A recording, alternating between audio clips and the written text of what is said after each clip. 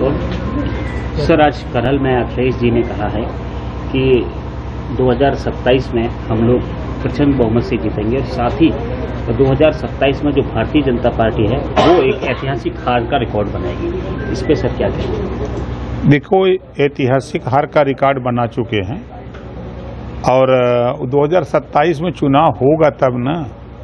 एक कैबिनेट से bill pass हुआ है, वन नेशन वन इलेक्शन।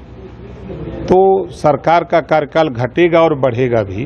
वो भूल गए हैं कि वो जब जिस दिन लागू होगा वो भी मांग करते थे कि एक 18 साल की उम्र हो गई, एक वोटर लिस्ट बने ग्राम पंचायत, नगर पंचायत और एमएलए एमपी के लिए। तो सरकार करने जा रही है, भाई आपकी भी मांग है कि एक वोटर लिस्ट बने और आपकी मांग है कि हर बार चुनाव समय समय पर अक्सर चुनाव होते हैं तो आचार संहिता लगती है, तो विकास में जो विकास के काम होते हैं उसमें बाधा पड़ती है।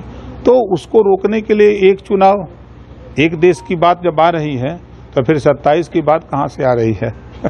और सर, एक और शिवपाल यादव ने ये कहा, अधिकारियों के लिए बोला है कि जो भी अधिकारी जिस तरीके से ये उन्होंने कहा है कि भारतीय जनता पार्टी के एक तरीके से उसी के लिए काम कर रहे हैं, तो उनकी रेड क्रॉस लगाई जाए और 2027 में हम जब आएंगे तो उनको देखेंगे। उनकी सरकार थी तो कितना रेड क्रॉस लगाए थे? उनकी भी सरकार थी, 4 बार सरकार थी। वही अधिकारी हैं ना कि दूसरे अधिकारी कर्मचारी हैं? क्या किया उन लोगों ने? जो किया पूरा जग जाहिर है। प्रदेश में दंगे और कर्फ्यू के अलावा प्रदेश को दिया क्या? और प्रदेश में नौकरियां निकलती थी तो जाति चीन करके दिया जाता था। 86 एसडीएम की नियुक्ति हुई, 56 अकेले यादव हुए। यही है सरकार का काम।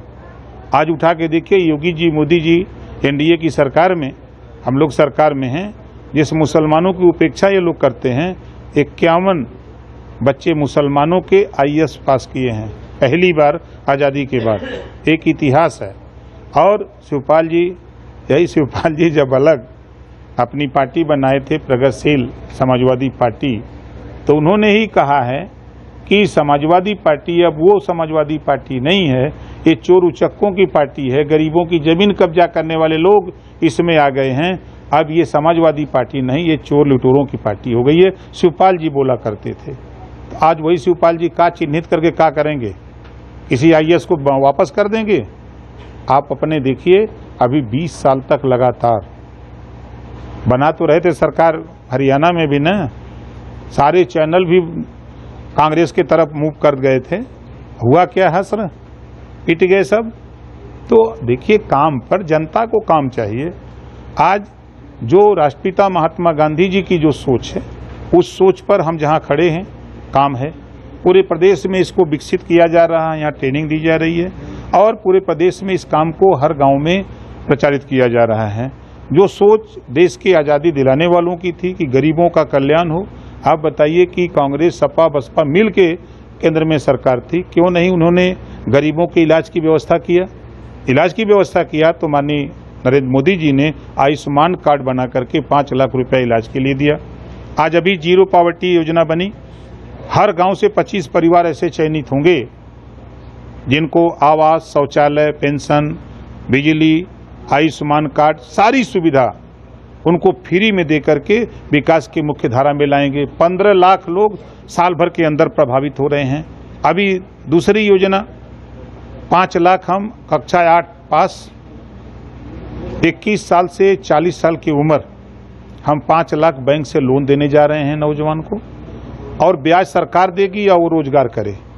गठबंधन को लेकर के अखिलेश जी कह रहे हैं कि कांग्रेस के आने से हमारा कुनबा बढ़ गया है। दूसरा, साथ ही समाजवादी पार्टी बहुत मजबूत हुई है 2027 के लिए। हो सकता है 2022 में बहुत मजबूत हुए हैं। अब चुनाव हो तब ना, अभी तो मजबूत है ना। 9 गो हो रहा है, काहे परेशान है? 9 गो चुनाव हो रहा है, यही में फरिया जाई। दूध का दूध, पानी का पानी हो जाएगी, सरकार बन जाएगी, बिगड़ जाएगी। लखनऊ में से पोस्टर लगा दिए हैं कि 27 के सत्ताधीश अखिलेश। हाँ, तो लगा रहे हैं कि देखिए, ये पिछड़ों का, दलितों का, मुसलमानों का हक लूटने वाली पार्टी है। ये लोडर बनाकर अपने पास जातियों को लोडर बना के रखने वाली पार्टी है, लीडर बना के नहीं। आज अगर हम एनडीए गठबंधन में हैं तो Om Prakash Rajbhar as a leader, Sanjay Nishad ji as a leader, Anupriya Patel ji as a leader, Keshav Maurya ji as a leader, Brajesh Pathak ji as a leader, Dayashankar Singh as a leader, आपके Swatantra Dev Patel ji as a leader. यहाँ लीडर बन रहे हैं, वहाँ लोडर बन रहे हैं। Thank you sir.